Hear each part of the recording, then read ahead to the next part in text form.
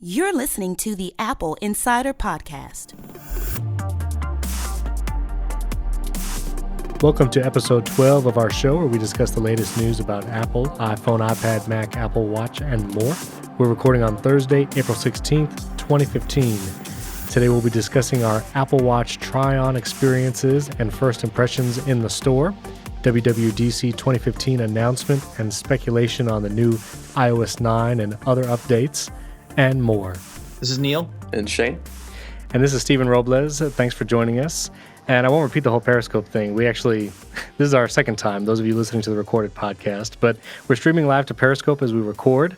And if people enjoy it and keep tuning in, maybe we'll keep doing that, kind of a live chat room for you all. Before we begin, wanted to give a shout out to Blue Microphones. They've provided some microphones for our hosts, and we enjoy it, and we thank them. So check them out at bluemic.com. And also wanted to give a shout out to thisisground.com. They make leather products for iPad, iPhone, and cord cases, and a bunch of other things. So had a really awesome customer service experience with them. So check them out, thisisground.com. So I wanted to start off with some breaking news. Apple is buying up 36,000 acres of forest to preserve it and use it as a renewable, or they want to harvest it in a renewable way. I guess so all of their packaging and paper products, they want to be able to harvest the trees but not kill them off, so they're just going to straight up buy land. So solar power first, now they're buying up trees, and maybe the next OS 10 will be named Redwood. Who knows? But Shane, you said you've heard of this before, that you can actually get paper from trees and not totally destroy them. Well, yeah, I mean, it's all over.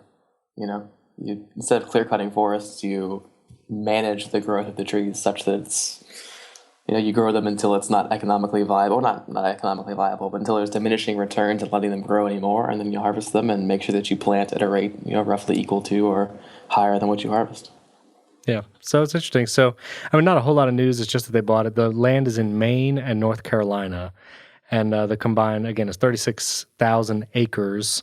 So it's about 2.5 times the size of Manhattan. That's about how much land they bought. So interesting what they're doing, especially with renewable energy and now with forests. So anyway, that was the breaking news. What I do want to dive into is, since last we recorded, the Apple Watches are now out in the wild. They're in the Apple stores, and you can try them out. You can schedule your try-on sessions, and I know I did that. And Neil, I believe you did too. Did you try one on? I did, yeah. I got to go and try one on last week. I actually had to cancel an appointment at one store and ended up in another store just by chance. And they had so many openings that they could just squeeze me in. So it seems like it's pretty flexible. You can walk into a store and they'll kind of make time for you. Yeah. So Shane, did you get to do that at all? I did. My wife and I went and tried on the gold Big Daddy editions. Did you really try the edition? Of course we did. So that's how he rolls. Wow. Yeah. Okay. This is Hong Kong, man. 100% of the stores in Hong Kong have the edition. That's what you do. Wow. Okay. So maybe Neil and I can describe our experience, and then we can compare it to yours, because I'm sure I was in a store with an edition, but I didn't get to try one on because I didn't have an appointment for it. I just got to try on the aluminum and the stainless steel, the Sport, and the regular watch.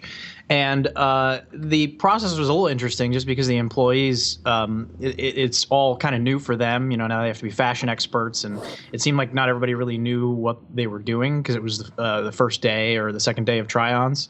I went to the Soho store, and I guess Ryan Gosling was in there earlier in the day. And all the women in the store were still kind of freaking out over that, but he wanted to come in and try on an Apple Watch while he was promoting his new movie. But yeah, it was an interesting experience. Obviously, the one that you put on your wrist, it's not a functional watch. And nobody really seemed to know, I was like, how do I get it to show the demo mode again? They're like, oh, we don't really know how to get it. And one guy knew how to restart it, and they had to get another employee. So it's a little shaky at launch in terms of trying these on, at least from what I saw. And considering it's a flagship store, you think the employees would be a little better prepared. But other than that, they were really flexible about, they weren't really watching the clock on the time that I had, and they let me swap out bands. Yeah. Although they did not allow me to put the Milanese loop band on the space gray sport watch because they said it didn't look good together, and they just like told me that straight up. They're like, it doesn't look good. You have to use it with the stainless steel model. So that was kind of interesting that they were making fashion choices for me and not letting me try out in that combination. But other than that, they were pretty flexible. Like I wanted to try the blue leather loop band with the space gray sport, and they were cool with that, and they let me swap the bands and handle them and stuff like that, and it was pretty neat. That's cool. Sorry, and a couple people on Periscope were saying, sorry, I looked away from the chat for a second, so if you have questions, we'll try to get to them as we go. I know I tried the stainless steel with Milanese loop because that's what I pre-ordered, and I was able to try the sport with the fluoroelastomer band. So those were pretty nice. I was surprised. The Milanese loop felt pretty good, I thought. Yeah, the bands are really nice.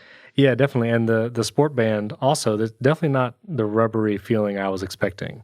So that was pretty nice. And I like the way it tucks in on the other side too, so that you don't have that flap sticking out or whatever. The design of there's a lot of thought went into the design of the bands. I was pretty impressed with all of them. Yeah. So, and there was actually no one else trying. I mean, New York, there was probably a ton of people trying them out, right? Yeah, I was like a 10-minute wait, though. It wasn't really that bad. Okay. I actually ended up getting 2 appointments because my wife was there with me, and she wanted to try it as well. So I just kind of followed her over to the table after that, and then she saw that. I was surprised the aluminum does not look nearly as good as the stainless steel. I pre-ordered the Space Gray watch, and I'm happy with that, having seen them in person. Yeah. My wife's impression was that if she was going to get one, she would get the larger aluminum for her wrist or the smaller stainless steel. She thinks that the aluminum looks kind of toy-like on the watch. So yeah, I was surprised. And all the videos and all the images beforehand, I thought the aluminum and steel would look very similar. But yeah, they don't. Yeah. No, not at all. they look. I mean, the aluminum looks more just like a matte, like a brushed aluminum kind of finish, and the steel is definitely very shiny. Yeah, the steel looks much better. Yeah, I was surprised too. I pre-ordered the 42 millimeter, and that's the one I tried on in the store, and it definitely felt smaller on my wrist than I expected it to. Yeah, they were smaller in person than I expected them to be. I agree with you. Yeah. So, Shane, your experience, did they roll out any kind of red carpets for you when you try out the edition? Or Well, first let me say, as is my wont, I disagree with essentially everything you two guys just said. Really? Yeah, but then again, I was talking to Neil the other day. I like titanium watches. I don't like shiny stainless watches. Sure. I'm with you on the shiny. It was really shiny. I wish it was a little less shiny. But yeah, I just bought a new titanium Omega, so that should give you an idea of where my taste goes.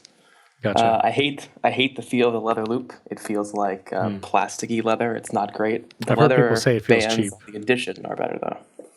Okay. So, and which did you try? 42, 38? Both. My wife tried a 38 and I got the 42. They're really impressive. There were separate lines. They do take you to a separate try-on table for the nouveau riche people who are going to buy the gold one. And it takes a minute actually to get them out because I had to bring them out from the safe. In Hong Kong at the IFC store, the Edition tryout is on the second level and the safe, I guess, is downstairs. So you just kind of hang out and wait until they pull out your model. You can only have one at a time. They can't just, or they might be able to, but they wouldn't for me.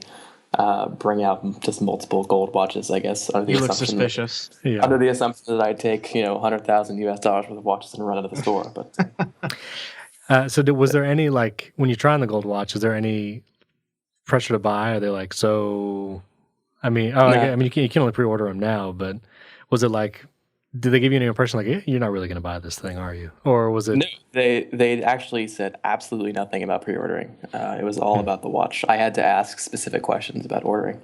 I had an employee at the store tell me that all of the gold watches were bought in China, is what he told me, and I just looked at him and shook my head and said, "Okay, thank you."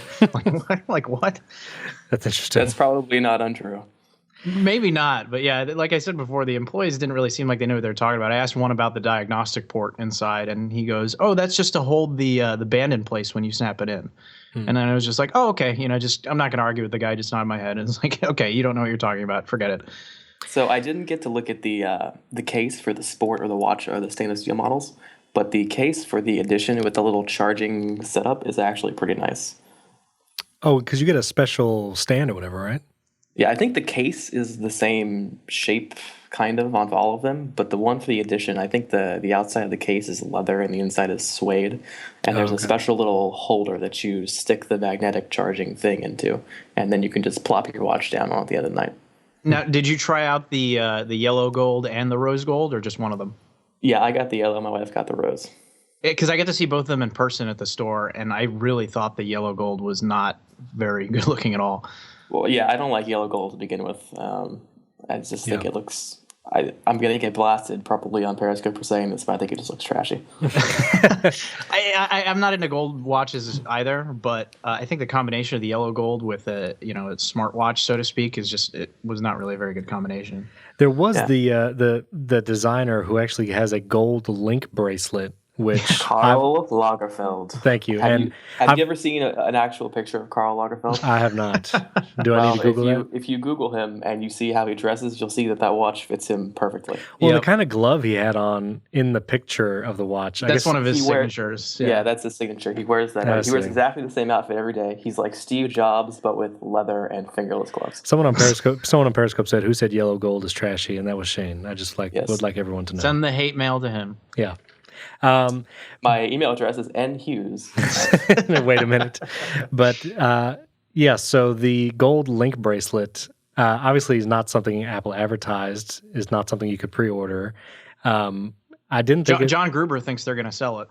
Right. So did for $50,000. Right. $50,000. Renee Ritchie from iMore was also suggested, maybe there are other bands yet to be released or that may be available later, which I think would actually be a good move. You order your watch now, and then they announce a bunch of new bands before Christmas. Because that's one of the things, like when you hear all the tech people talk about it on their podcasts or whatever, like one of the first questions is, what band do you have? What size do you have? And what material, steel, aluminum, or whatever. And it's just like a thing you just ask now. And, people ask, in the past, it's been like, oh, is that the iPhone 5, 5S, 6, whatever? But usually that was where the conversation ended. And now, like with the watch, it just seems like there's so much more conversation over what did you choose, what watch face are you choosing. And I think that's probably a good conversation that Apple wants people to have. I think people, it's just easy to get excited about that kind of stuff and curiosity about what other people are using. So, but that gold link bracelet looks a little, what's the word?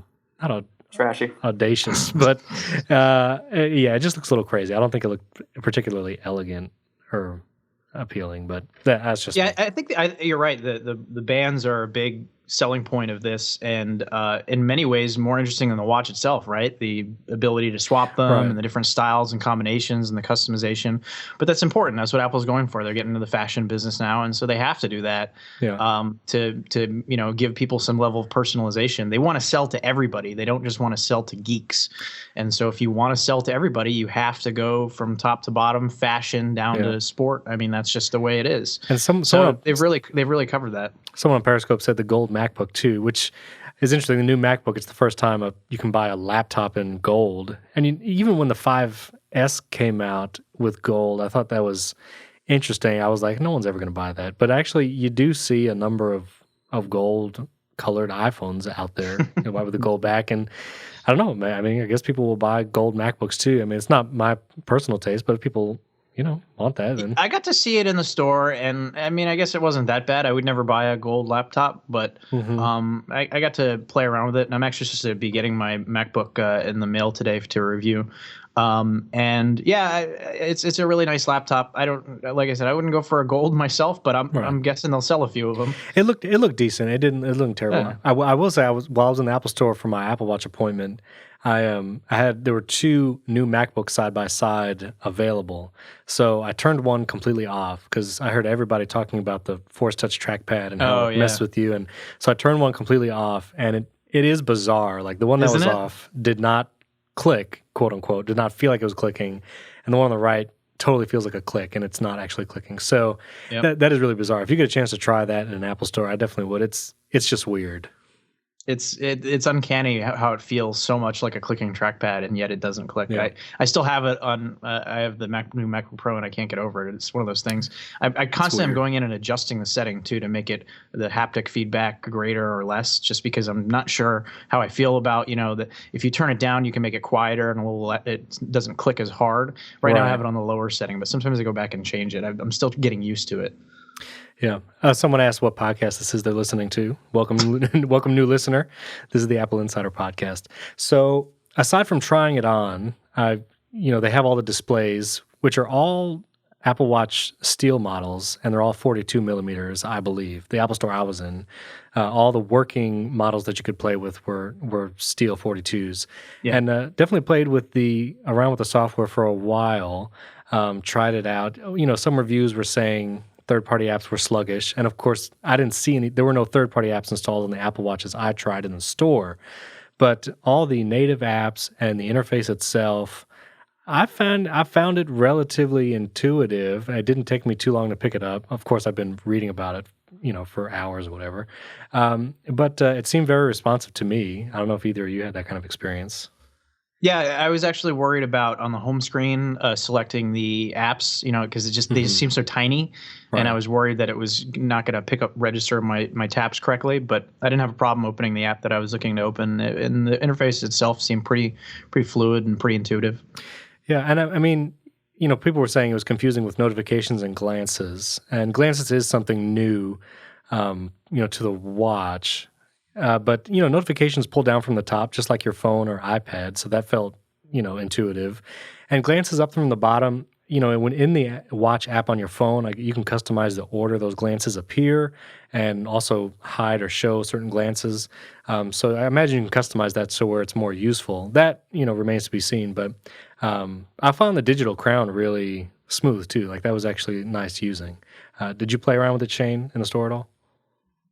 I did not. The models on the sides were like 3 people deep, and if I'm going to stand in a line that long, there's going to have to be a beer at the end of it. That is pretty crazy. People are asking about how was the watch speed and 42 millimeter. Again, like I said, it felt pretty fluid. Again, those were all of Apple's first-party apps. So it's going to be different once you get third-party apps like Uber and Evernote and Instagram and all that kind of stuff on the watch. So that remains to be seen. You could not pair the store watches with your phone. So there's no way to test out the third-party apps yet. Right. Well, but it was funny, though, because if you open the Maps app in the store, it finds your location. So it's connected to something there. It's in the in-store Wi-Fi, yeah. In-store Wi-Fi, okay. Well, that's interesting. So will it find your location via Wi-Fi if your phone's not around? Yeah, that's the same thing your iPad does. Is it? Okay. I didn't know it would do that. Yeah, you can triangulate your location based on Wi-Fi and other factors, and it does that. Actually, if you had the first-gen iPhone, the very first one that didn't have GPS, even that would get your location by triangulating through cell towers. So there are ways to get location, because GPS is kind of slow. Yeah. So it'll use Wi-Fi and other factors to get your location. Yeah, so... I just found it easy. Again, other people were asking about 42 and 38. I mean, I feel like the 38 would be too small for me, and I think too small for most. Even when compared to a 42 millimeter normal watch, it feels small. I mean, the 42 feels small. The whole package. They're measuring it slightly differently than you measure a normal watch. So a 42 millimeter Apple Watch is not exactly comparable to a 42 millimeter, normal watch, I guess, for lack of a better term. Right. So they're both kind of small, which is a little bit surprising. It's impressively small, I'd say. Someone on Periscope asked about battery life, and I tweeted a link personally earlier. Apple has a page on battery life, and I'll put a link in show notes describing the two. But all of the battery things like the 18-hour battery life and full day and all that kind of stuff, all that is based on the 38 millimeter. And on Apple's website, it actually says the 42 millimeter will get better battery life, actually slightly better battery life. Presumably they just take the more space and cram a bigger battery in there, right? Because it's the same specs on both. Right, exactly. So, and it also said like 2.5 hours to charge 100% and 1.5 hours to charge to 80% or something. So, if you definitely want as much battery as you can, the 42 millimeter actually has slightly better. And one other person asked about weight on the wrist, and I actually didn't notice much between the steel and aluminum? I know there is a difference, but I don't know if Neil. The gold one is heavy. Is it heavier? It's heavy. They were all kind of heavy, I felt, but yeah, I held both in my hand, and there definitely is a noticeable weight difference between the aluminum and the stainless steel. Yeah. And some people were asking. Anyway, I need to stop paying attention to that because it's going to make for a bad recording. So I apologize. The last thing about the watch, I mean, a bunch of new apps announced this week and updated this week with watch stuff like 1Password, the if this then that do button, which I was pretty excited about, being able to connect if to do button to your watch, workflow, which will be able to do some long workflow type strings, and you get be able to trigger it from your watch, and even my MailChimp app got updated for a watch. I'm not exactly sure what I'll be able to do on the watch with MailChimp, but that'll be pretty cool to see. So definitely a lot of apps updating for that. And the AppleInsider app. Yes, of course, first and foremost, the AppleInsider app. It was recently updated. It was updated yesterday to support 6 and 6 plus screen sizes, and also added the watch component where you'll get notifications and headlines on the watch. So everyone should download that, of course. So that's enough about the watch. Oh, pre-orders. Let's talk about real quick. Shane, it was in the middle of the day for you. Did you pre-order one? By the time I got there at about, it was 3 o'clock my time in the afternoon. By the time I got there at about 3:06, it was already into June. Already into June for the sport model? For all of them. So I took it as a sign and bought a regular watch instead. I woke up at 3 o'clock in the morning and I tried to pre-order, and I did pre-order, but mine is not scheduled to arrive until mid-May, and that was 2 minutes after they went on sale. Wow. So they clearly did not have many units available for launch. And which sport did you order? I got the Space Gray. See, I think the Space Gray Sport was the first and fastest to go, because I was checking. I got up at 3 a.m. like you, because we're crazy people. Yeah. But some of the steel models, even like 15, 20 minutes in, were only a couple weeks out. But those sport models went really quick, and the Space Gray one went, I think, in like a minute or two. I think there was actually a company that I guess combs through people's emails or something that said that the Space Gray was the most popular model which is interesting because it's only one out of the options that they have, the many options they have. The Space Gray was the most popular model among people buying. So that could be one of those things where maybe Apple misread the demand for that color. Yeah. So it'll be interesting. So pre-orders, hopefully. So when you ordered yours, Neil, when did it say it would ship? June? Scheduled to arrive I think May 14th through 28th. They gave me a 2-week window or something, but it's a couple weeks after launch. Okay. Well, mine says April 24th to May 8th or something. So I'm hoping it actually comes May 24th. And if I do get a shipping notification, maybe we can delay recording the podcast and we can do it with watch in hand. So we'll see. I am hoping that they are going to pleasantly surprise on some of these dates, just because you undersell and overdeliver. Right. I would imagine that some of them are going to ship sooner than expected, but you never know. I mean, Apple's also the company that said they were going to ship a Mac Pro before the end of the year, and they shipped it on December 31st. So they're also the company that said the MacBook would be in stores on April 10th, and I don't think it is even now. Yeah, they really have not been able to keep up with demand on that, which is interesting in the Tim Cook era. It's a guy who really prides himself on supply chain control and all that. But there's a lot of new technology in these devices, and I think that it's just, at that point, it's out of Apple's hands. Yeah. So someone just asked, can the watch get software updates, which I think is a great segue into WWDC. We assume, yes, that the Apple Watch can get updates. And the announcement for WWDC 2015 came out this week. It will be held June 8th through the 12th. And the tagline that Apple said is the future of iOS and OS X. And I'm assuming, it has to be that the iOS 9 or whatever comes out there's going to show off also a lot of new watch introductions to that. And I don't know if they're going to lump Apple Watch into iOS or if there's going to be an Apple Watch OS when it eventually gets its own third-party apps. But I imagine we have to see that at the WWDC keynote. Yeah, I think you're definitely going to see a lot of focus on the watch. Probably some way for apps to run natively on the watch OS. But I don't think that you're going to see the watch be untethered from the phone just because native apps can run on it. No. I think that the interface is too small, and you still need the phone to be able to do things like transfer apps and stuff. So, but yeah, it'll be interesting to see where they take things with iOS 9 and the new OS 10 and all of that. And someone's asking, are we seeing a redesign of iOS with iOS 9? I doubt it. No. I mean, they just redesigned it, an operating system ago. But I'm really curious. I was trying to think before what new, with continuity and handoff, I would love to see iOS 9 improving on those things, especially AirDrop. Yeah, I would like to see them actually work. Right, exactly. I mean, AirDrop and, the handoff and all that kind of stuff to really refine that kind of stuff, just make it work better. But as far as new features, I was kind of at a loss. I couldn't really think of what else I would want my phone to do. I just want this to do the stuff better. Well, I think clear you're going to see all notifications. Yes. Oh my clear all goodness. notifications. If there's yes, please. any feature, yes. I think you're going to see a big update to Maps this year. It's kind of overdue. They have bought HopStop and some other public transit companies and indoor GPS and all that. And the groundwork's been kind of laid with, rollout of iBeacons and stuff that you could start to see some of the indoor GPS become a reality and public transit, so you don't have to rely on Google Maps and all that. Right.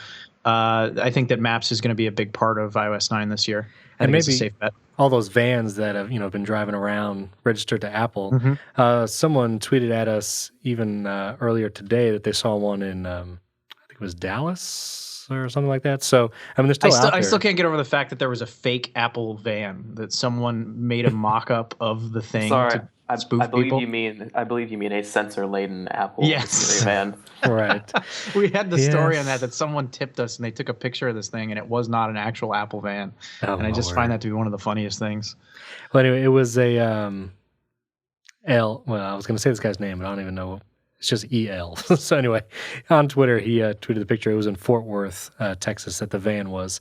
So Maps definitely, and someone in Periscope guys were saying split screen multitasking or split or two apps up at a time on the 6 Plus and the iPad.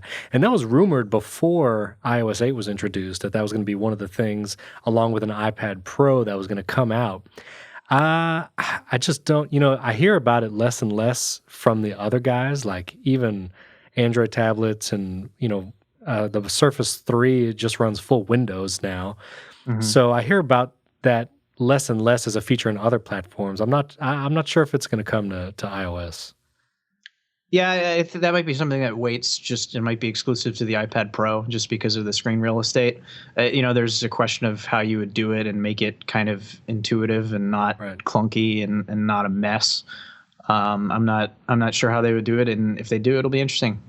It'll also be interesting. Everyone's saying Force Touch will probably be in the next iPhone or whatever, and it would be a great time to announce that to developers at WWDC. Not going to happen. But it's not going to happen. Yeah, they're not going to talk about a new feature before, so we may have to wait, till the new iPhone comes out. They will talk about Force Touch on the Apple Watch. Right. And they will the talk Mac. about it on the MacBook, but they will not talk about it on an iPhone or an iPad because they will hold that until September. Which is fun. Well, and last WWDC, they started talking about UX Kit, I believe it is. If there's any developers listening, correct me. But the basically way how you build apps in Xcode rather than specifying, pixel widths and all that kind of stuff, that it would be basically a responsive design for apps.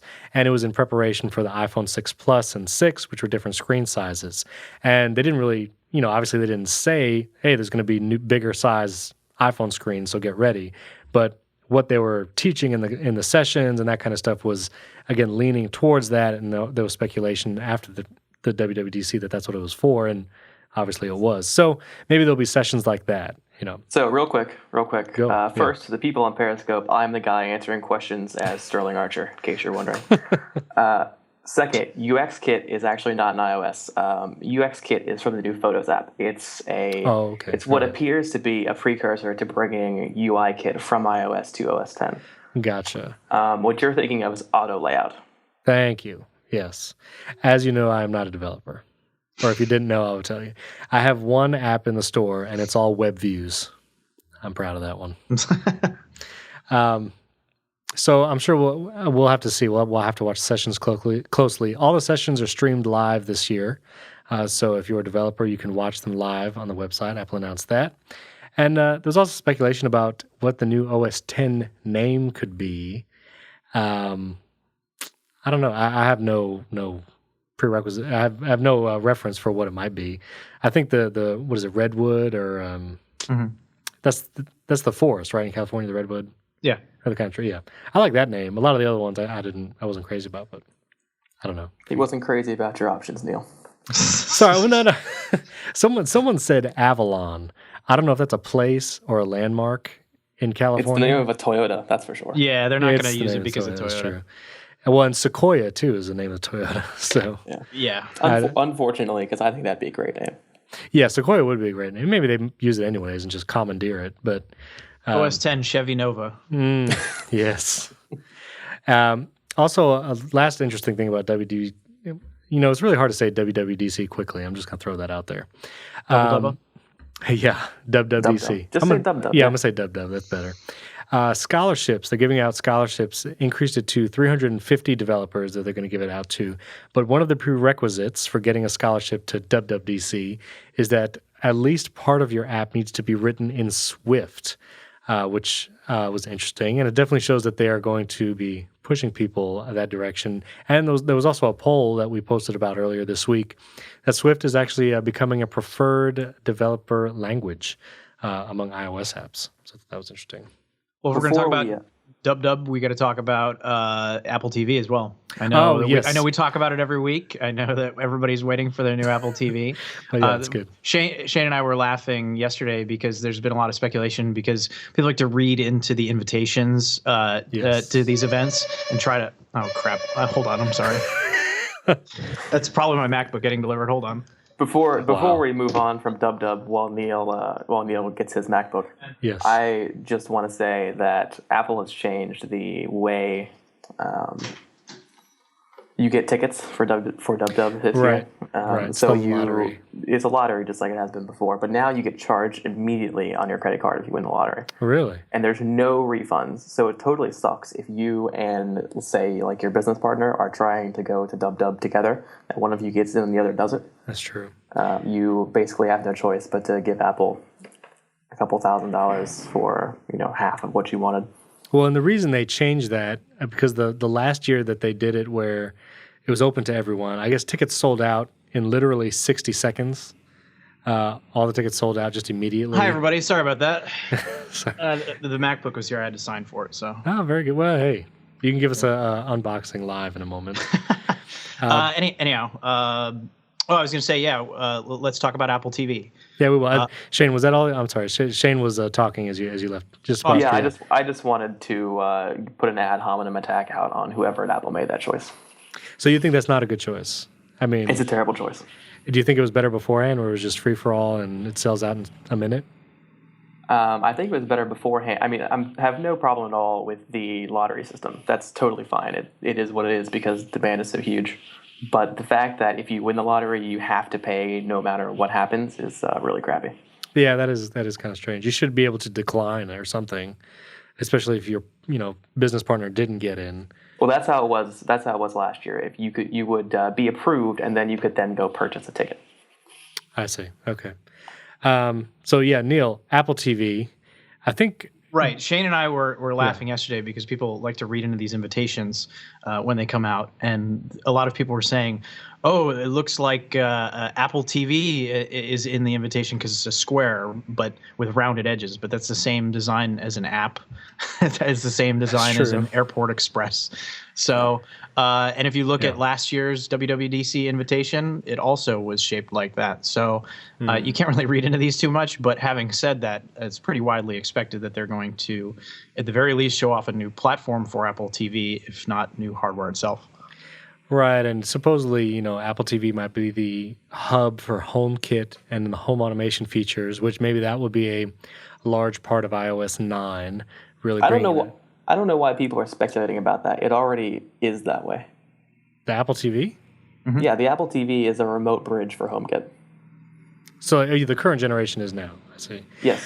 Right. So okay. if you use, I mean, HomeKit isn't actually rolled out yet, but when it starts working, Right. if you were to use Siri on your phone and you're away from home and you wanted to, lock the front door or something, then Apple TV acts as a bridge for it. Okay. Kind of like Back to My Mac, same concept. Which also doesn't work. I mean, I'm sorry. So, well, yeah, there was pictures about the Apple TV. I imagine we have to see it, some kind of refresh, because 2012 or 2013, I believe, was the last time Apple TV had a refresh, that the last hardware version came out. Software that's been updated, but hardware-wise. So that was WWDC. Anything else? Any other speculation? iOS 9, OS Redwood? I'm just going to start Craig calling it Federighi has dyed his hair. There's no way he dyed his hair. That would be the most obvious hair dyeing in history. There would be riots if he dyed his hair. I enjoy seeing him on stage now, though. I mean, he's kind of Apple's, the go-to guy for. He's come a long way. If you go back and watch, he was at the 2010, I believe, Back to My Mac event. It was like an October event. It was his first time on stage. That was rough. And he was nervous. His hands were shaking. He was, and he really has just kind of gotten comfortable up there and coming to his own. And he's like a rock star up there now. It's always fun to see him present. By far the most polished presenter of all the executives. Yes, definitely. Yeah, I mean, Phil Schiller's a close second. I mean, he's pretty good. No, he's not. Shane and I do not like Phil at all. So. No. You don't like his presenting style, or just him as a person? I mean, what is the? As a person, he's fine. As his presentation, no. I mean, do you prefer him over Eddie Q? Because I feel like I would just prefer Federighi does the whole thing. Yeah, I agree. I'm with you. Yeah. I'm with you. Federighi and Tim Cook could probably do the whole thing. I feel like when Eddie Q is presenting, it's like a car salesman talking to me. I don't know why. The problem is they can't. Q and Schiller and everybody. And Kevin Lynch was actually not bad, but they can't get the pre-rehearsed lilt out of their voice. It always sounds like they're reading from a script, which is just horrible. Well, they're not presenters, so it's hard to fault them, but I think what they think people think Apple pays Johnny Ive $70 million a year or something. Can we take a little bit of that and get him Toastmasters? Yeah. Is that so much to ask? What happened to? I'm looking at the exec page right now. Who was the hardware guy that used to be in all the videos? Bob Mansfield. Is he still work there? Big Bob. Kind of. Yeah, he's a special advisor. He was leaving the company, and then they backed up a Brinks truck to his house, and he stayed. So the story was that he was the original head of hardware for the watch, but he supposedly gave that up at some point, and nobody really knows what he does now. Okay, because I remember he used to be in all the hardware videos, like for the Macs and stuff. So I was just curious. I'm looking at Apple's executive profile page right now. Top 4, Tim Cook, Angela Arentz, Eddie Q, Craig Federighi. Only one we haven't seen on stage yet is Angela. So maybe WWDC will be her debut on stage. We'll see. Maybe she could talk about the retail store update and how Apple Watch has done. Speaking of which, supposedly you won't be able to get an Apple Watch in an Apple store until June. So you might just want to pre-order now if you want to get it anytime soon. Well, if you pre-order now, you won't get it until June anyway. So so it's 6 of one, half dozen the other. Exactly. So let's cover one last thing here. We have a couple options. There was that Hong Kong Electronics Fair, which featured a bunch of HomeKit stuff. There was the new music app in iOS 8.4. And Shane, you had mentioned the Lynx acquisition or research kit, which is now available. They acquired a Israeli company that specializes in multi-sensor cameras that produce a higher quality image. So basically, they have 2 and 4 lens designs that can be used to get what they claim are DSLR quality images. And that's actually something that was rumored before this acquisition, that they might be looking into that for the next iPhone. So, I guess it captures a 3D image and then creates a composite 2D image with more data captured from multiple lenses or something. But obviously, photography has been a big focus with Apple in promoting the iPhone recently. Shot on iPhone 6 campaign and all that. And it's the most popular portable camera in the world. So I think that seems like something that would be a good S upgrade, doesn't it? Like, That's true. when they introduced Siri or when they introduced the fingerprint sensor in the 5S, it feels like a new camera design would be something kind of interesting for an off-year upgrade. That is true, and camera has always been, I think, a feature of the S upgrades. The 5S brought slow motion, and panorama went also to the lower models, but that was an S upgrade. And I think video on the 3GS, that was a camera update. So maybe I would love to see better lower light performance. I mean, that's the biggest thing. However the pictures are taken and how good they look, I would love low light to be improved. Yes, agreed. Shane, do you have any thoughts on this? I don't take pictures. What? I mean, I do, ever. but Yeah, it's okay. like look at this funny Chinglish translation I found. I don't, I see. it's terrible because I'm a designer by trade and training, but I just don't take pictures. I thought, along with the Shot with iPhone 6 campaign, some people started putting like also shot with iPhone pictures, like really bad pictures that people would post, like terrible selfies. I could own that campaign. like terrible selfies and like bathroom shots and stuff. Like, I thought that was pretty funny. But I mean, go ahead. I shoot a fair amount with my iPhone.